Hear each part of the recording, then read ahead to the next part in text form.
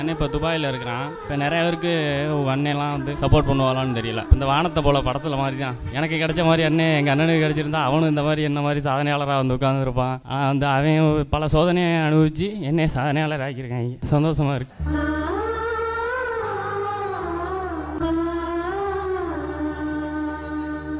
எதுவுமே ஒத்த ரூபா கூட நம்மகிட்ட எதிர்பார்க்க மாட்டாங்க. என்ன கேட்டாலும் உதவி பண்ணுறது. நான் ஃபிசிக்கல் போகிற அன்னைக்கு 2 நாளைக்கு முன்னாடி நான் சமயபுரத்துக்கு பாத யாத்திரை போகிறேன்டா அவனுக்காண்டி அப்படின்னு போன் அடிச்சு சொல்கிறான்.